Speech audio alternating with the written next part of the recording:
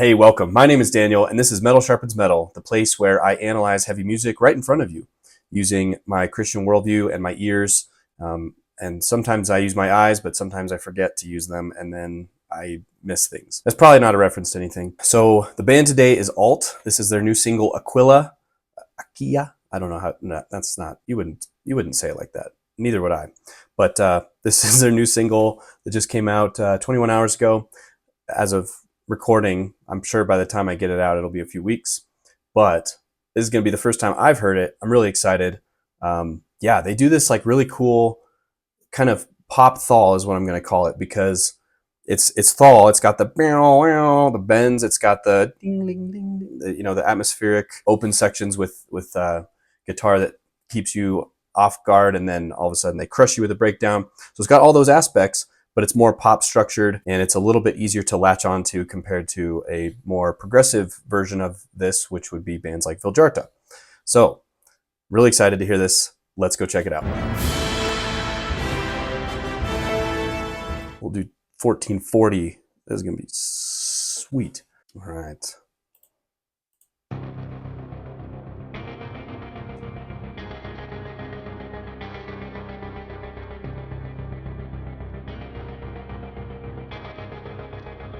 Is that Aquila?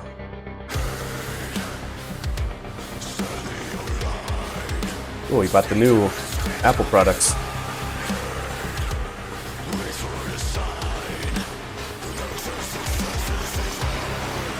Okay.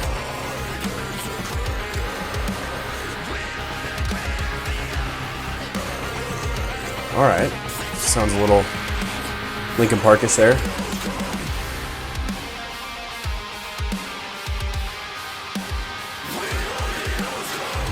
A little bit of melody behind the vocals. I like that.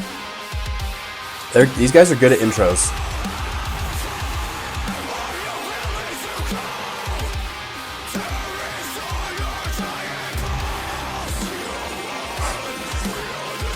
New Neuralink just dropped. It's bad news.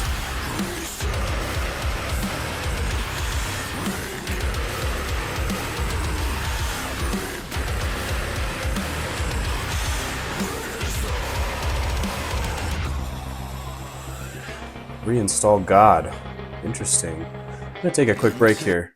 This is interesting. It's good. It's driving. I've found more melody that I can latch onto in some of their other singles, but I do like this one. That there is some good stuff going on. Yeah, they got that kind of chuggy marching forward type vibe for that. I guess, I mean, that must have been the chorus. Wrong. But yeah, I think it built really naturally from the intro. These guys, I heard in an interview, we'll talk about this, they like building kind of these soundscapes and adding layers and having openness and pummelingness. And so they try to combine all of that really well. And I think they're doing a good job here. So let's keep going. Oh, shoot. Hang on. I'm going back because that was probably a chorus. Either way, a lot of singing about to happen.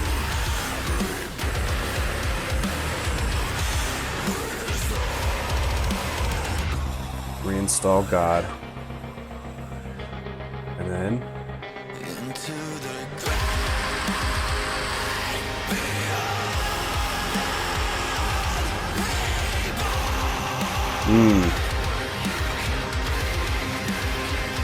okay. That's tasty.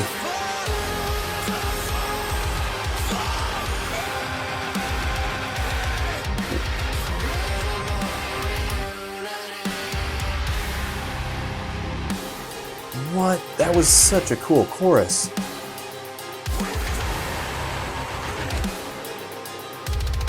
Oh, that wasn't even the chorus. No, I guess it.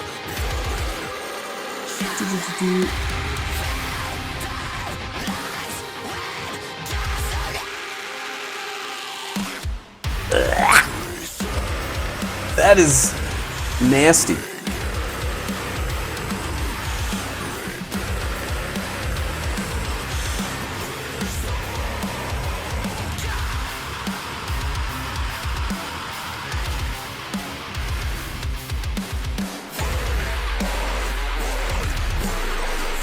man.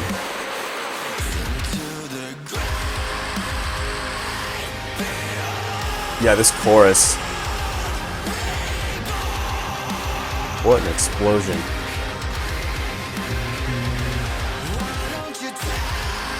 Wait, this falsetto.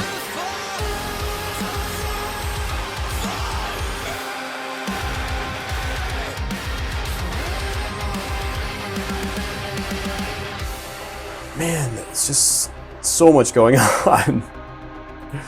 All right, real quick again, last stop. So, geez, the way that he's doing his vocals there, he's hitting those big strained kind of screamy notes, like there's a lot of rasp in his vocals, and but then he hits the clean notes at the ends.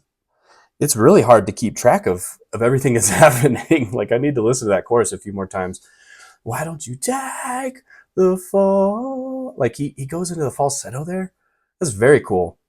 Yeah, man, this song is very dense. It's dense, like bread. Let's wrap it up. Sure, we're gonna end with a big bludgeoning blunt force instrument to the face here. Let's see.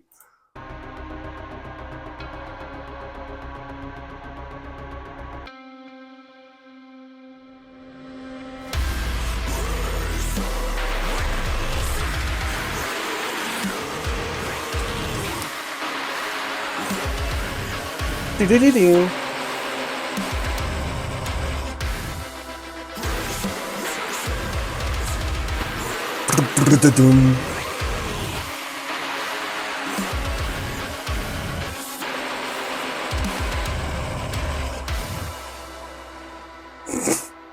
That was neat. Jeez. Oh my gosh. I'm about to mow the lawn so hard right now. Wow, that was a lot. Modern metal today is like, I don't have some profound opinion on it or anything, but there's just so much stuff in it. Like, to kind of like, table stakes is just that you have all the production, all the different types of vocal layers. You got to pitch shift guitars. You got to tune to A sharp. I don't know. There's got to be big sections of like open space, is how they were describing it, and then it just explodes into a breakdown, right? That is modern metal. That is a lot of the play that modern metal has to make. Honestly, where does it end with you people? Yeah, these guys are sick. I first heard about them on, I think I first heard about them on Craig Reynolds' channel, because he was analyzing their drummer in one of his playthrough videos. And their drummer is epic, by the way. He's a tank. The song was really cool. I don't remember even which song it was right now, but I started following all their singles, really enjoyed them. And I could tell that these guys were in it to like make an impact. They wanted to come in and actually be, a band in the scene. So they were having really good production. They work with a guy called Buster Odholm. Ever heard of him? If you've watched my Viljarta video, you would know that he is their drummer. And he's been mixing and mastering and producing so many modern metal bands lately. Allt is one of them. But yeah, Buster, the way that he works is he brings out sounds that were thought not possible before. Like, how could you have guitars this heavy and notes this clean and glassy, and also combine it with vocals that you can hear? Like, you can hear the whole range of vocals. They're not quiet in the mix. There's no mud in the mix. Like, everything is crystal clear. I could tell that they were serious about what they were doing, because they were using him for the mixing and writing these big, grand, epic songs. And yeah, they have since made a big wave in the metal community. So it's pretty cool, because there's also a lot of modern metal bands that will form. It's like one or two guys on the internet. They can, they don't even have to have real amps or go to a studio or anything. They just use computer programs to record guitar.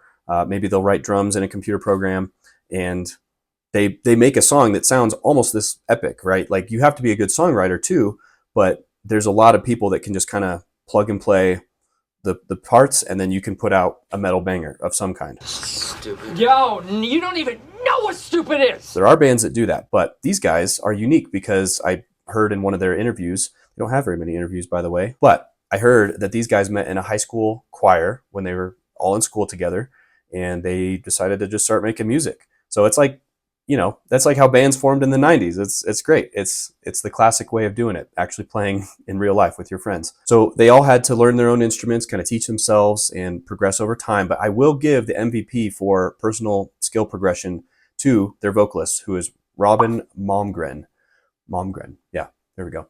I am not a vocal expert, but I can tell that he has made drastic improvements. When I heard some of their old singles, he had a very kind of distinct way of screaming, but it sounded a little bit forced in some ways.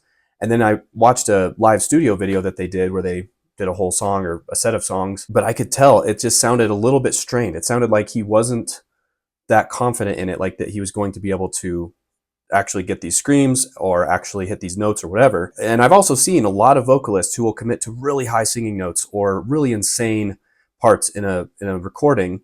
They can't do it live, and then they blow out their voice and they just kind of quietly go into oblivion because the band either kicks them out and gets someone else, or the band just stops writing music because it's such a devastating blow to have a vocalist who can't do what he purported to do on the first album or something like that, But Robin, he had a choose your own ending path, right? He could have either gone that route and, it would have been a bummer, or he could teach himself some more skills. I don't know what he's been doing. I don't know how he's been learning more, maybe just tons more practice and stuff. But yeah, he has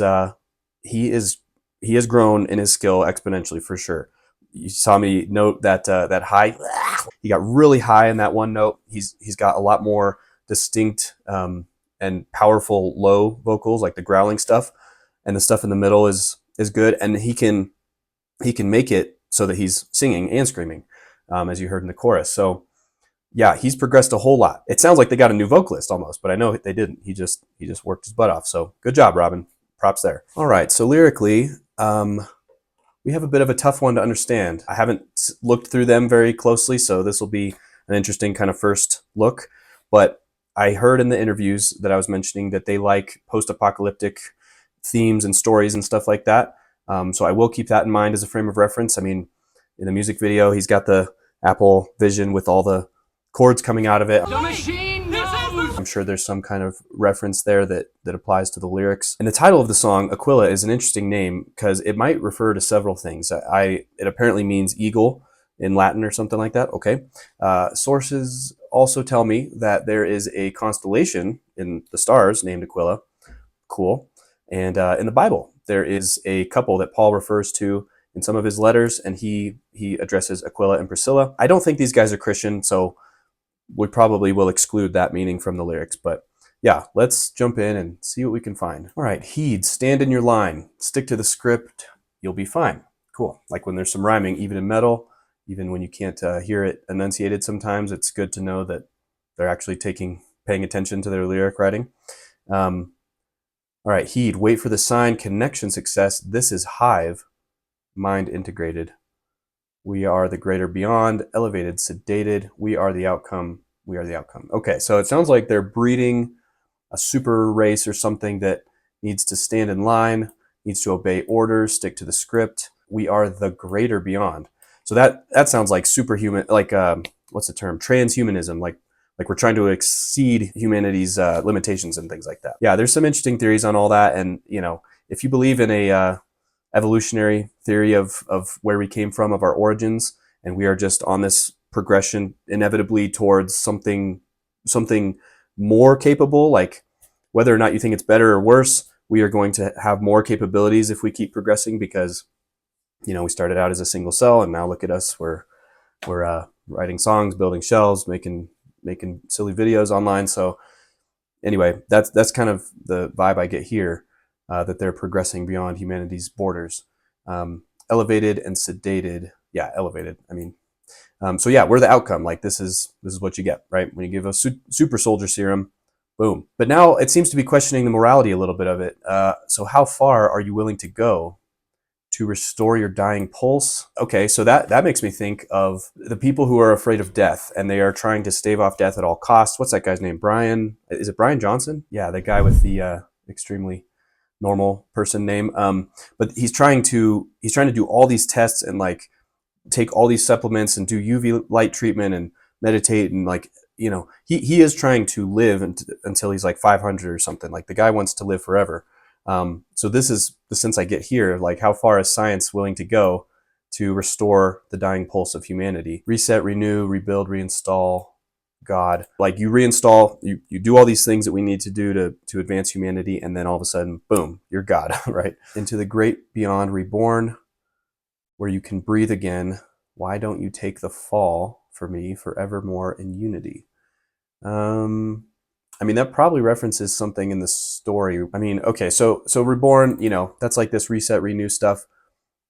Like we've been rebooted into a new version of ourselves. But then it says you can breathe again. So that seems like a good thing in general. At least when bands talk about breathing again, they mean like, oh, I finally got to fresh air. I finally got to new horizons and I can breathe again. All my problems are behind me.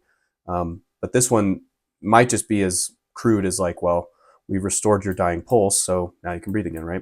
Why don't you take the fall for me? So you're the fall guy. I don't know. Is this like the deep state that's controlling all these super soldiers, and they're like, hey, go, do my bidding and stuff like that? I'm not sure. We are divine. Trade your flesh for unity. Sounds like communism, but okay. Fill their lungs with gasoline. Okay. That's bad. You shouldn't breathe that. Yeah, we are one. We are terminus. Yeah, well, there's the song. I think I can pull some themes out of there. So yeah, there's a few thoughts kind of going through my head with the references to transhumanism and evolving and progressing humanity beyond. So yeah, the evolution angle is interesting because I think that points to a desire in humanity for first of all, we hate death, right? Like, in general, we believe death is bad. We're afraid of death for ourselves. We don't like losing loved ones. All those things come into play here. Then there's the aspect of, advancing beyond our limitations. Like, we want to create our own reality and be in control. And I think the third issue is trying to get past God. That's one of the big reasons Charles Darwin was coming up with his theory. Like, he was looking for anything to get past the creation explanation of how we got here. He wanted to have origins without any responsibility. So if we just were a speck of dust and then we exploded, and now we've gone from single-celled organisms to fish to philosophers, then we can just kind of do whatever we want. This just says I can do what I want. We're not beholden to any higher power. Like, there's no reason to worry about any of that. That is seen as freedom, I think, in a lot of people's eyes. I've talked about on other videos how that leads to moral relativism and issues where you cannot ground anything that you see around you in an unchanging reality. But yeah, anyway, this desire to kind of get away from God and be the determiners of our own future, I think is very interesting. And when you look at post-apocalyptic literature and art and things like that, movies, a lot of it is the result of people trying to play God, trying to control other humans too much, trying to seize power when they shouldn't be. So yeah, this is an interesting song. It doesn't seem to make a statement about, this is what I was trying to get at. It seems to be observing the reality of the post-apocalyptic future. It doesn't seem to be making a statement or a moral judgment about it. You could maybe imply some moral judgments because they think that we are reinstalling the software on our human machines and we're becoming God. We've allowed ourselves to live longer. Now we don't have to die and go face God, something like that. Spoiler alert, I don't think we're ever going to outlive God's judgment, because even if we do find a way to live forever, when Jesus returns, he will still judge the quick and the dead. And that will be a time where nothing is going to escape his sight. All of our thoughts laid bare, all of the words that we said, every idle word analyzed and judged. So yeah, like there's no escaping ultimate judgment, even if we think we can fool ourselves into doing that. But I understand the desire for people who don't know God and don't love his son Jesus to want to stay as far away from him as possible. Anyway, yeah, it's an interesting song, not bad. And I'll have to go listen to the instrumentals again because there was so much happening. So many little things that I'm sure just went right past my head. The chorus was probably my favorite part if I had to pick. Pretty cool song. I give it a, what are my units going to be? Swords. I give it 4 drawn swords out of 5 scabbards. Sure, we'll go with that. Okay. Well, thanks for joining, and I will see you in the next one. Bye. Don't play it right when I go to full screen. I didn't say that. I wasn't ready. Can't just do that. All right.